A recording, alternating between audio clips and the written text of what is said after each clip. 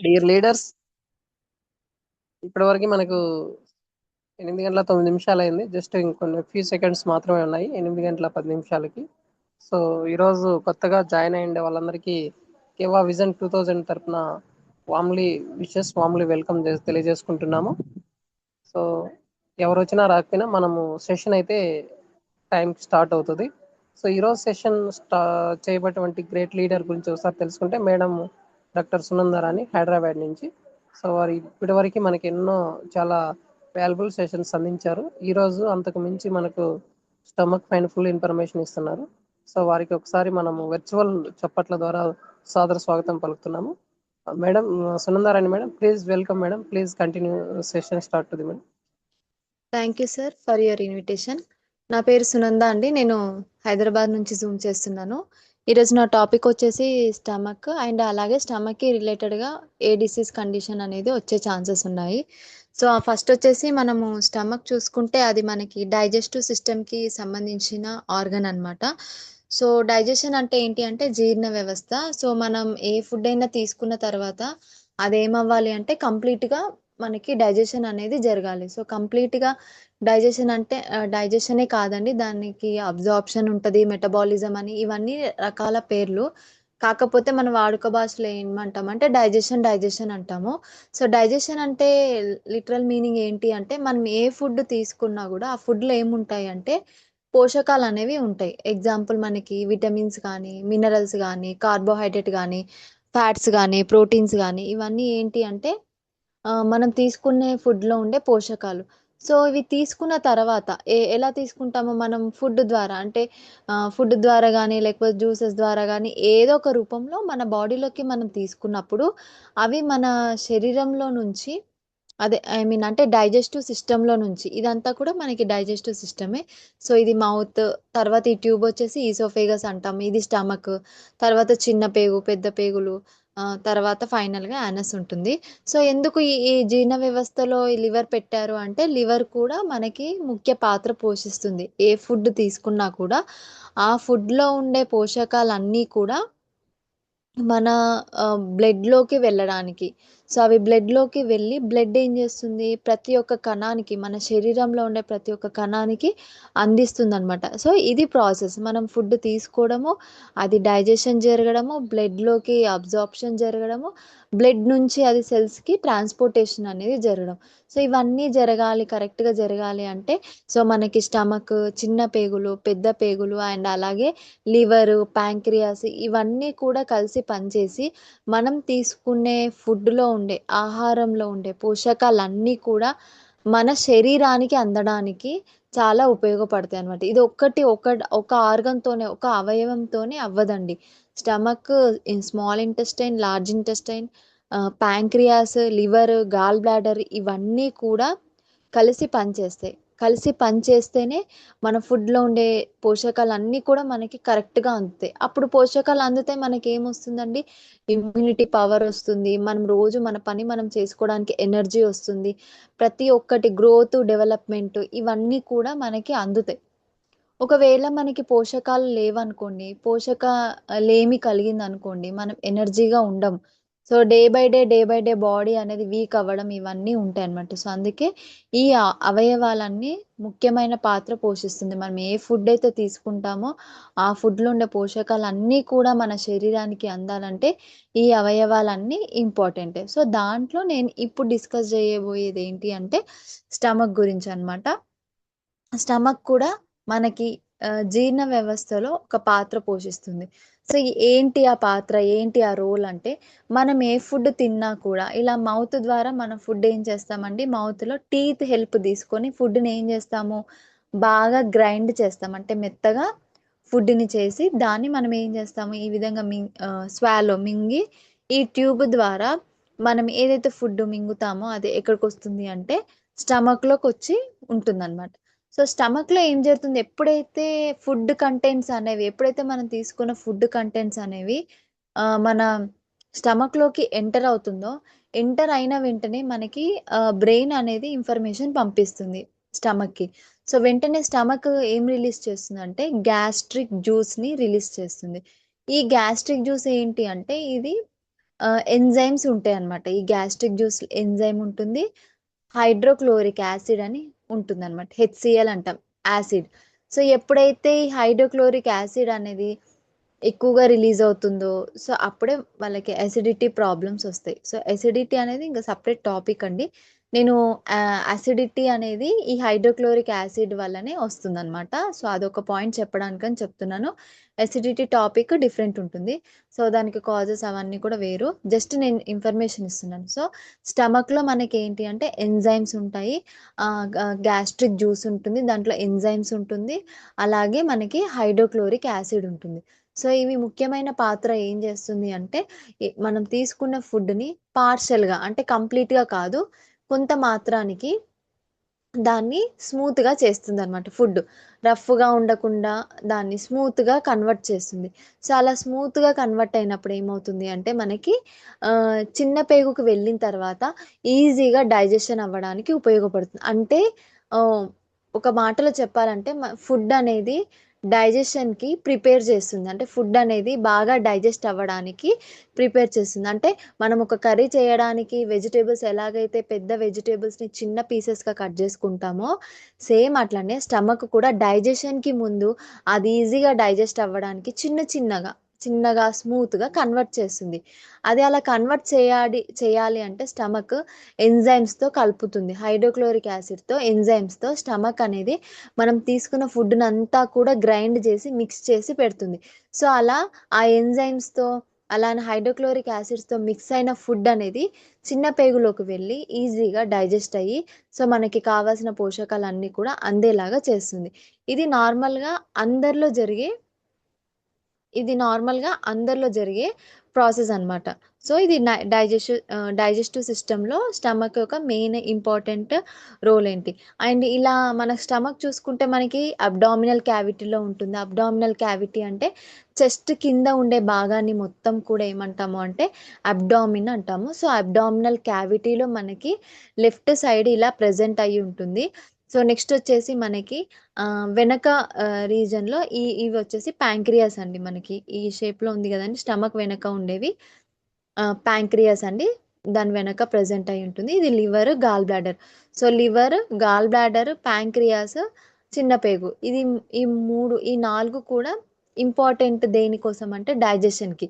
So దీంట్లో బాగా digestion జరగాలి అంటే అంతకంటే ఇంపార్టెంట్ స్టమక్లో గ్యాస్ట్రిక్ ఎంజైమ్స్తో అలానే హైడ్రోక్లోరిక్ యాసిడ్తో ఇవి రెండు ఇంపార్టెంట్ అనమాట. Gastric enzymes and hydrochloric acid ఇవి రెండిటితో ఫుడ్ అనేది బాగా కలిసిన తర్వాతే అది చిన్న పేగులోకి వెళ్ళి మంచిగా డైజెషన్ అనేది జీర్ణం అయ్యేది ప్రాసెస్ అనేది స్టార్ట్ అవుతుంది. సో మనం తీసుకున్న ఫుడ్ అనేది ఎలాంటి ఇబ్బంది కలగకుండా కంప్లీట్గా డైజెషన్ జరగాలి అంటే స్టమక్లో ఉండే గ్యాస్ట్రిక్ జ్యూస్తో ఆ ఫుడ్ అనేది కలవాలన్నమాట. సో ఇది స్టమక్లో జరిగే పార్ట్స్. సో నెక్స్ట్ వచ్చేసి స్టమక్ అనాటమీ చూసుకుంటే అంటే స్టమక్ యొక్క స్ట్రక్చర్ చూసుకుంటే మనకి మెయిన్గా ఇది జే షేప్లో ఉంటుందండి. మనకి అబ్డామినల్ క్యావిటీలో ఉంటుంది. సో దీంట్లో వచ్చేసి మనకి ఈ విధంగా మనకి లేయర్స్ అనేవి ప్రెజెంట్ అయి ఉంటాయి. సో ఇది అవుటర్ లేయర్ అండి. సో మనం అవుటర్ లేయర్, ఇది అవుటర్ లేయర్, దాన్ని సీరోసా అంటాము. అండ్ ఇది మజిల్ లేయర్ అన్నమాట. సో లేయర్స్ అంటే ఏంటంటే పొరలు, అంటే స్టమక్కి పైన స్టమక్కి చుట్టూ పొరలతో తయారై ఉంటుంది. 4 పొరలు అనేవి ఉంటాయి. అసలు ఎందుకు ఈ లేయర్స్ అంటే నేను నెక్స్ట్ చెప్పబోయే టాపిక్ వచ్చేసి అల్సర్ అండి. సో అల్సర్ ఫామ్ అయినప్పుడు ఎండోస్కోపీ చేస్తారు. అంటే అది ఫామ్ అయిందా లేదా సిమ్టమ్స్ పట్టించి డాక్టర్స్ ఎండోస్కోపీ చేస్తారు.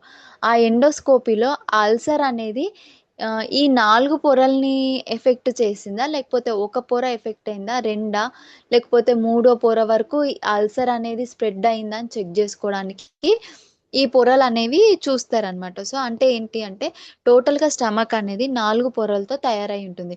దాన్ని చూస్తే మనకి పైన భాగంలో ఉండేదాన్ని ఏమంటామంటే సీరోసా. దాని కిందికి వచ్చేసరికి మనకు మజిల్ లేయర్ కొంచెం మందంగా ఉంటుంది, దాన్ని మజిల్ లేయర్ అంటాము. దాని కింద ఉండేదాన్ని మ్యూకోజా, మళ్ళీ దాని కింద ఉండేదాన్ని సబ్ మ్యూకోజా, అండ్ దాని కింద ఉండేదాన్ని మ్యూకోజా అంటాం. టోటల్ 4 లేయర్స్ అనమాట. సో మీరు ఇక్కడ చూసుకోవచ్చు, ఇది సీరోజా లేయర్. సో ఇది ఈ కింద ఉండేది సీరోజా లేయర్, ఇది వచ్చేసి మజిల్ లేయర్, దాని తర్వాత ఉండేది సబ్మ్యూకోజా లేయర్. ఈ లేయర్ వచ్చేసి సబ్మ్యూకోజా, ఇదంతా కూడా మ్యూకోజా. సో ఇవన్నీ కూడా ఏంటి అంటే 4 లేయర్స్. ఈ లేయర్స్ ఎందుకు అంటే ఒకవేళ అల్సర్ ఫామ్ అయితే లోపల నుంచి బయటికి ఫామ్ అవుతుంది. అల్సర్ లోపలనే స్టార్ట్ అవుతుంది.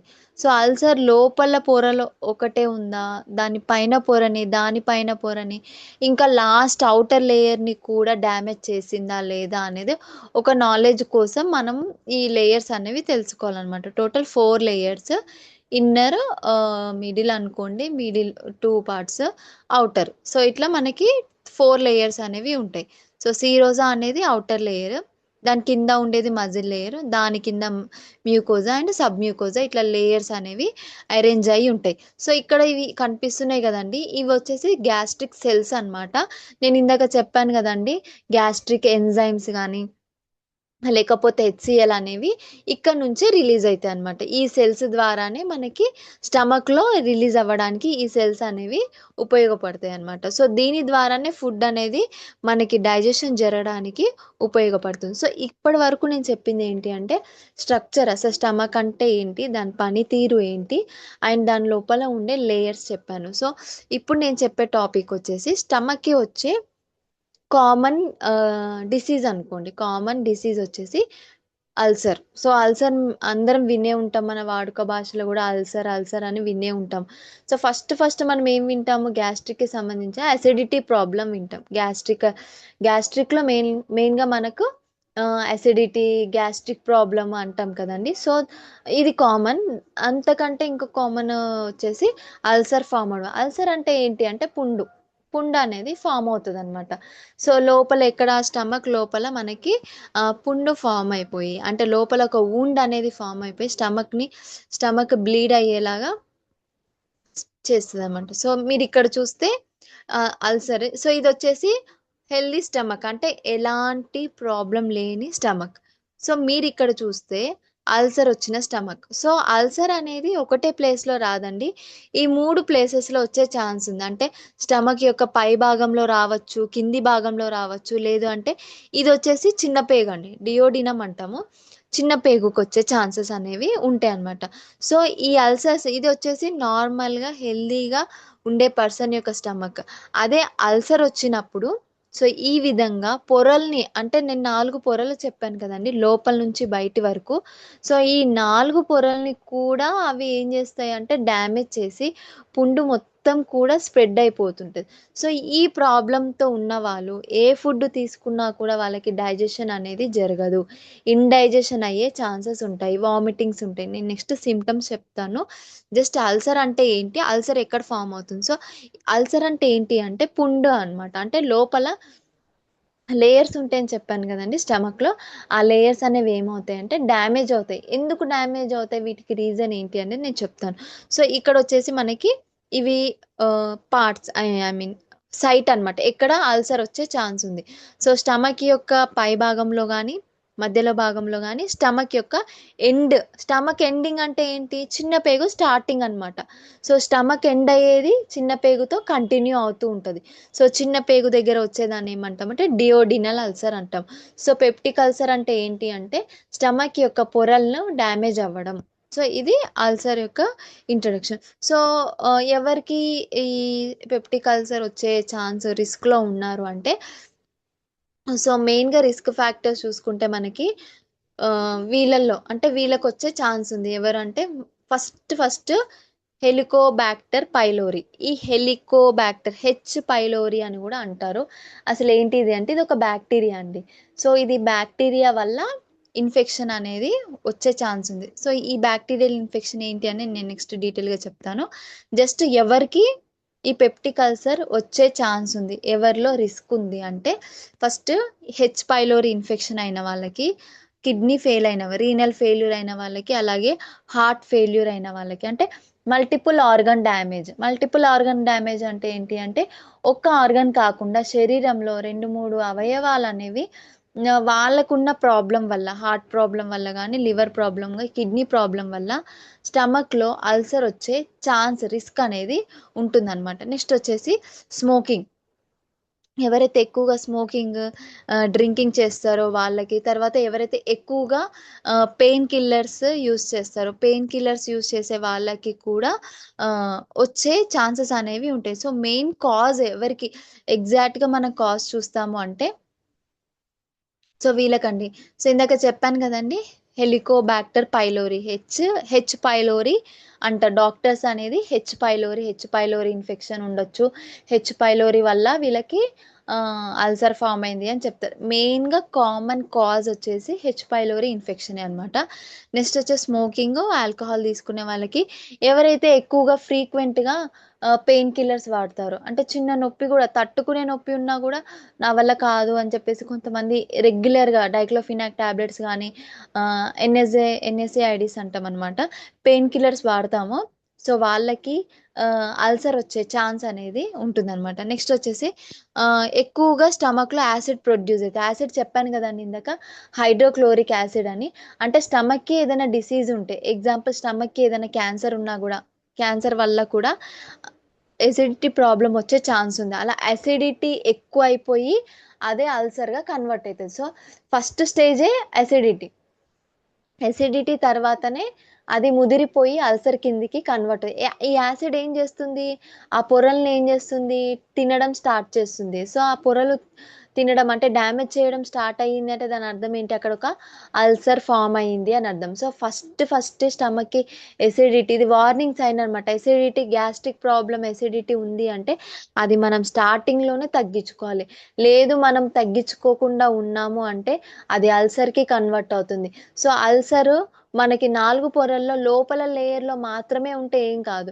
సో అది రెండో లేయర్, మూడో లేయర్ మొత్తం కంప్లీట్‌గా బయట లేయర్‌ని కూడా తినుకుంటూ, అంటే డ్యామేజ్ చేసుకుంటూ వచ్చి మొత్తం స్టమక్‌కి హోల్ పెట్టేస్తుంది. అట్లా హోల్ పడడం వల్ల మనకి ఇండైజెషన్, అసలు డైజెస్టివ్ సిస్టమే సరిగ్గా వర్క్ అవ్వదు. ఇంకా పర్సన్ కూడా వాళ్ళకి ఆకలి ఉండదు. తర్వాత తిన్న ఫుడ్ వంటికి పట్టదు.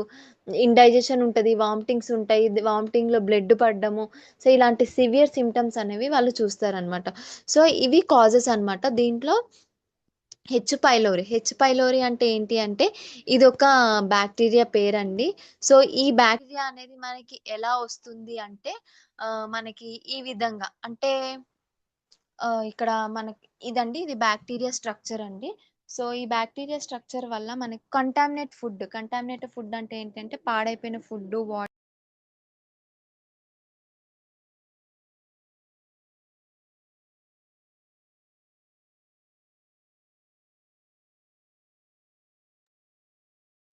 సో ఇదొచ్చేసి మనకి కంటామినేట్ అంటే ఏంటి అంటే, ఇప్పుడు ఫుడ్ హైజీన్‌గా లేకపోయినా, హైజీన్ అంటే ఏంటి అంటే లైక్ ఫుడ్ పాయిజన్ అలా అంటాం గదండీ! ఫుడ్ అనేది వండే పద్ధతి సరిగ్గా లేకపోయినా, ఇంకోటొచ్చేసి వాటర్. ఇప్పుడు ఈ వర్షాకాలంలో వాటర్ కూడా మనకి కంటామినేట్ అయ్యే ఛాన్స్ అనేది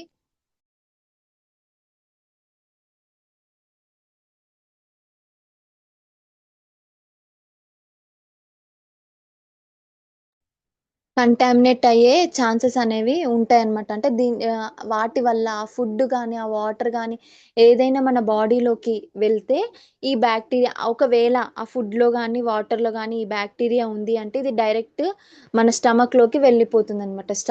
ఈ విధంగా స్టమక్‌లోకి ఎంట్రీ ఇచ్చిన తర్వాత ఏమవుతుంది అంటే, సో దీనివల్ల ఇదేం చేస్తుంది అంటే, నేనిందాక పొరలు చెప్పాను గదండీ! సో దాంట్లో ఉండే లోపల పొరని పట్టుకొని మొత్తం మనం ఏ ఫుడ్ తీసుకున్నా కూడా అది స్టమక్ అనేది యాక్సెప్ట్ చేయకుండా ఉండి, ఇండైజెషన్ చేసి ఫైనల్‌గా ఏంటి అంటే అల్సర్ కూడా అయ్యేలాగా చేస్తుందనమాట. ఈ బ్యాక్టీరియా అనేది అంత దానివల్ల ఏమవుతుంది అంటే మెయిన్‌గా వాళ్ళకి అంటే ఎగ్జాంపుల్ ఎలా చెప్పాలి అంటే, సో మొత్తం కూడా స్టమక్ మొత్తం కూడా దీని కంట్రోల్‌లోకెళ్ళిపోతుందనమాట. సో స్టమక్ చేసే పని ఏది కూడా చెయ్యకుండా ఈ బ్యాక్టీరియా అనేది అడ్డుపడ్డమే కాకుండా స్టమక్‌ని డ్యామేజ్ చేయడం స్టార్ట్ చేస్తుంది. అంటే ఇది మన బాడీలోకి ఎలా వస్తుంది అంటే, ఎవరికైతే ఇమ్యూనిటీ పవర్ తక్కువగా ఉంటుందో పాడైపోయిన ఫుడ్ ద్వారా, వాటర్ ద్వారా ఇది మన బాడీలోకొచ్చి మన స్టమక్‌ని మొత్తం కూడా దాని కంట్రోల్‌లో తీసుకొని మొత్తం స్టమక్‌లో ఉండే లేయర్స్‌ని, స్టమక్ చేసే పనిని మొత్తం కూడా అడ్డుపడుతుందనమాట.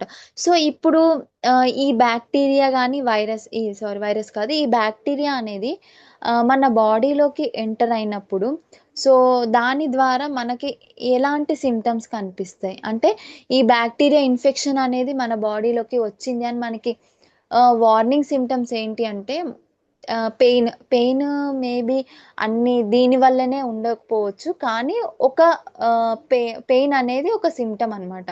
నెక్స్ట్ వచ్చేసి మనకి మౌత్‌లో బ్యాడ్ టేస్ట్ అనేది అంటే మన మౌత్‌లో గూడా బ్యాడ్ టేస్ట్ అనేది రావడము, తర్వాత వామిటింగ్ సెన్సేషన్ అని ఉండడం, తర్వాత స్టమక్ కూడా కొంచెం తిన్నా కూడా ఎక్కువైపోతుంది. ఇంగ ఫుల్ అయిపోయింది నాకు అన్న ఫీలింగ్ రావడము. తర్వాత హార్ట్ బర్న్ లాగా అంటే మనకిక్కడ చెస్ట్ రీజియన్‌లో మంటలాగా అవ్వడము. తర్వాత గమ్స్ నుంచి అంటే మన టీత్ గమ్స్ ఉంటాయి గదండీ! చిగుర్ల నుంచి బ్లీడింగ్ అవ్వడము. నెక్స్ట్ వచ్చేసి మనకి తేంపులు ఈ విపరీతమైన తేంపులు రావడము. ఉన్నట్టుండి ఆకలి తగ్గడం. ఇవన్నీ కూడా ఏంటి అంటే, ఈ ఈ బాక్టీరియా రావడానికి ఒకవేళ వస్తే దీనివల్ల మనకి కనిపించే లక్షణాలనమాట. సో, వీటి వల్ల ఏంటి అంటే, మనము మేబీ ఈ బాక్టీరియా ఏదన్నా మన స్టమక్‌లోకి ఎంటర్ అయిందంటే, మనకి ఇలాంటి సింప్టమ్స్ అనేవి కనిపిస్తాయి. సో, మనం దీన్ని నెగ్లెక్ట్ చేశామనుకోండి, నెక్స్ట్ ఏమవుతుందంటే, ఆ బాక్టీరియా వల్లనే మనకి అల్సర్ వస్తుందనమాట. సో, అల్సర్ ఫార్మ్ అయినప్పుడు సింప్టమ్స్ కొంచెం డిఫరెంట్‌గా ఉంటాయి. ఈ సింప్టమ్స్ ఏంటి అంటే, ఈ బాక్టీరియా మన శరీరంలోకి అంటే మన స్టమక్‌లోకి ఎంటర్ అయినప్పుడు కనిపించే సింప్టమ్స్. సో, ఏం సింప్టమ్స్ పెయిన్ ఉండడము, మన మౌత్‌లో బ్యాడ్ టేస్ట్ అనేది అంటే మౌత్‌లో గూడా కొంతమంది చేదుగా ఉంది, నాకొకలాగా ఉంది, సో బ్యాడ్‌గా ఉంది, ఒక విధంగా ఒగరొగరుగా ఉంది. అట్లా సింప్టమ్స్ చెప్తుంటారు గదండీ! సో, అట్లా మౌత్‌లో బ్యాడ్ టేస్ట్ రావడము, చిగుర్ల నుంచి మనకి బ్లీడింగ్ అవ్వడము, తేంపులు రావడం. సో, తేంపులు రావడము, నెక్స్ట్ వచ్చేసి స్టమక్ ఫుల్ అయిందనిపించడము, తర్వాత వామిటింగ్ సెన్సేషన్. వామిటింగ్ అవ్వదు. కానీ వామిటింగ్ వస్తుంది అన్న ఫీలింగ్ అనేది వాళ్ళకుంటుందనమాట. సో, ఇది మనకి ఆ బాక్టీరియా మన బాడీలో ఉంటే కనిపించే సింప్టమ్స్ అన్నమాట. ఇప్పుడు ఈ సింప్టమ్స్‌ని మనం నెగ్లెక్ట్ చేసినప్పుడు మనకేం ఫార్మ్ అవుతుందని చెప్పాను? అల్సర్ ఒస్తది. సో, ఒకవేళ స్టమక్‌లో అల్సర్ ఫార్మ్ అయింది అంటే, ఆ పర్సన్‌లో కనిపించే సింప్టమ్స్ ఏంటి అంటే, ఫస్ట్ వన్ అబ్డామినల్ పెయిన్ అంటే కడుపు నొప్పి ఉంటుంది బాగా. మంటగా ఉంటుంది. నొప్పి, మంట 2 ఉంటాయి. ఇండైజెషన్ ఏ ఫుడ్ తీసుకున్నా కూడా డైజెషన్ జరగదు. వామిటింగ్ అయిపోతుంది. తర్వాత వామిటింగ్‌లో బ్లడ్ పడుతుందనమాట. కాఫీ కలర్‌లో లేకపోతే బ్రౌన్ కలర్‌లో వామిటింగ్ ఉండడము. లేకపోతే ఆ ఫుడ్‌తో పాటు బ్లడ్ రావడం. సో, మనం వామిటింగ్ చేసుకున్నప్పుడు బ్లడ్ పడింది అంటే దాని అర్థం ఖచ్చితంగా అల్సర్ ఉంది అని అర్థం. కానీ ఆ అల్సర్ అనేది ఏ రేంజ్‌లో ఉంది? ఎన్ని పొరల్ని ఆ అల్సర్ అనేది తినేసింది, డ్యామేజ్ చేసింది అని తెలుసుకోవడానికే ఎండోస్కోపీ అనేది చేస్తారు. ఎందుకు? For the treatment. అంటే ఈ అల్సర్ ఫార్మ్ అవ్వడానికి ఇందాక నేనొక బాక్టీరియా చెప్పాను గదండీ! అదా కారణము? లేదంటే ఇంకా నేను వేరే కారణాలు చెప్పాను గదండీ! ఎవరైతే ఎక్కువగా డ్రింక్ చేస్తారో వాళ్ళకి కూడా వచ్చే ఛాన్స్ అనేది ఉంటుందనమాట. ఎవరైతే ఎక్కువ పెయిన్ కిల్లర్స్ వాడతారో అంటే ఓన్లీ ఈ బాక్టీరియా వల్లనే రాదు. ఈ బాక్టీరియా ఒక కారణం అన్నమాట. సో, ఎండోస్కోపీ ద్వారా వీళ్ళకి ఈ అల్సర్ ఈ బాక్టీరియా వల్ల వచ్చిందా? లేకపోతే వాళ్ళు ఎక్కువగా పెయిన్ కిల్లర్స్ వాడడం వల్ల వచ్చిందా? లేకపోతే వాళ్ళ ఫ్యామిలీలో అంతకుముందు ఎవరికైనా ఉందా? ఇవన్నీ కూడా వాళ్ళ ఫ్యామిలీ హిస్టరీ వాళ్ళకి సంబంధించిన డీటెయిల్స్ అన్నీ కలెక్ట్ చేసి, ఎండోస్కోపీ చేసి, ఒకవేళ వాళ్ళకి ఈ అల్సర్ ఈ బాక్టీరియా వల్ల ఇందాక నేను చెప్పిన బాక్టీరియా వల్ల వచ్చింది అంటే యాంటీబయోటిక్స్ అనేది ఇస్తారు. లేదు ఈ బాక్టీరియాకి సంబంధించి కాదు, వాళ్ళ హిస్టరీలో అంతకుముందు ఎవరికైనా ఉంది అంటే దానికి రిలేటెడ్‌గా మెడిసిన్ అనేది ఇస్తారనమాట. సో, ఏదైనా గూడా ఫైనల్‌గా అల్సర్ తగ్గించడానికి మెడిసిన్స్ అనేవి ఉంటాయన్నమాట. అంటే ట్రీట్మెంట్ వాళ్ళ ఫ్యామిలీ హిస్టరీ మీద అండ్ వాళ్ళకి ఏ విధంగా వచ్చిందో దాని మీద డిపెండ్ అయ్యి ఉంటుంది. సో, అందుకే డాక్టర్స్ దగ్గరికెళ్ళిన ప్రతి ఒక్కటి వాళ్ళు అడుగుతారు. క్లియర్‌గా మనం గూడా ఆన్సర్ చేస్తే ట్రీట్మెంట్ అనేది డిసైడ్ జేసుకోవడానికి ఈజీ అవుతదనమాట. నెక్స్ట్ ఇవి సింప్టమ్స్ అనేవి ఉంటాయి. అబ్డామిన్ పెయిన్ అంటే కడుపు నొప్పి ఉంటుంది. వామిటింగ్స్ ఉంటాయి. వామిటింగ్‌లో మెయిన్‌గా వాళ్ళకి బ్లడ్ కనిపిస్తుంది. అయిన తర్వాత ఎప్పుడు గూడా స్టమక్ అప్‌సెట్‌గానే ఉంటుంది. అంటే స్టమక్ కండిషన్ అనేది కరెక్ట్‌గా ఉండదు. ఎలా ఉంటుంది అంటే లోపల ఒక బరువుగా ఉండడం, లోపల ఫుల్ అయిపోయినట్టు ఉండడము, తర్వాత ఊరికే తేంపులు రావడము, దాంతో పాటు వామిటింగ్ సెన్సేషన్. తినబుద్ధి కాదు. తిన్నది వామిటింగ్ అయ్యేలాగా ఉంది. నా స్టమక్ అనేది కరెక్ట్‌గా లేదు. అప్‌సెట్ అయ్యుంది అని చెప్తుంటారు గదండీ! సో, అట్లా అంటే స్టమక్ అనేది డిస్కంఫర్ట్‌గా ఉంటుంది.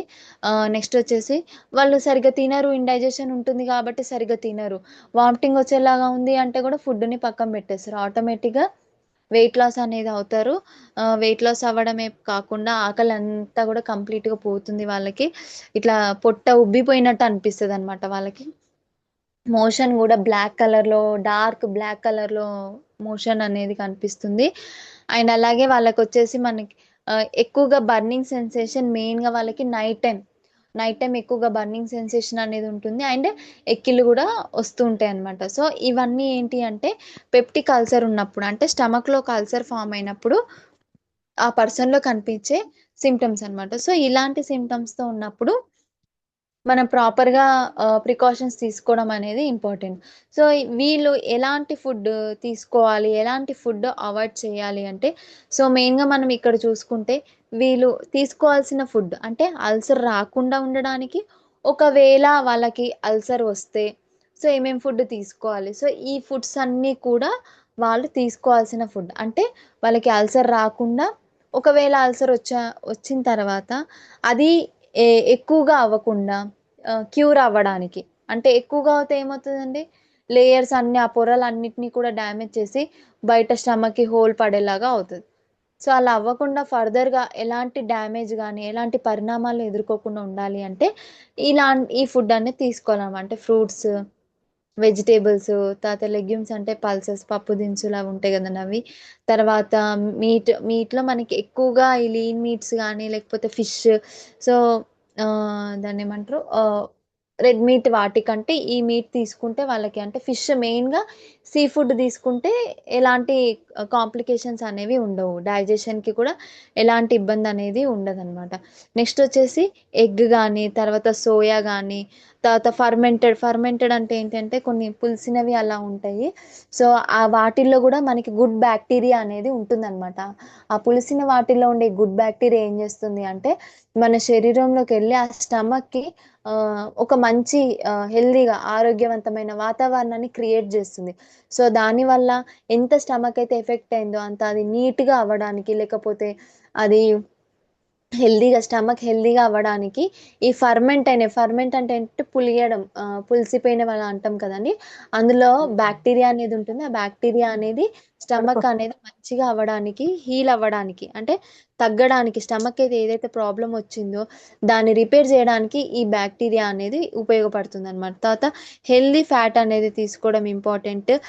తర్వాత గ్రెయిన్స్, చిరుధాన్యాలు అంటాం గదండీ! అవి తర్వాత గ్రీన్ టీ, తర్వాతొచ్చేసి హెర్బ్స్ అంటే మనకి ఆయుర్వేదిక్‌లో హెర్బ్స్ అలా ఉంటాయి గదండీ! సో, స్పైసెస్ ఇవి తీసుకోవడం వల్ల కూడా మనకి ఆహ్, ఈ అల్సర్ నుంచి ప్రొటెక్ట్ చేసుకోగలుగుతాము. అల్సర్ వచ్చిన వాళ్ళు కూడా మేబీ దీని ద్వారా ఈ ఫుడ్ డైట్ ద్వారా వాళ్ళు అల్సర్ ద్వారా ఎలాంటి పరిణామాలు ఎదుర్కోకుండా అంటే డీప్‌గా డ్యామేజ్ అవ్వకుండా కాపాడబడడానికి ఈ ఫుడ్స్ అనేవి యూజ్ అవుతాయి. సో, దీంతో పాటు మన లైఫ్ స్టైల్‌ని చేంజ్ చేసుకోవడం గూడా ఇంపార్టెంటే. అంటే ఫిజికల్ యాక్టివిటీ అనేది ఉండాలి. మనం డైలీ వర్క్ చేస్తూ ఉండాలి.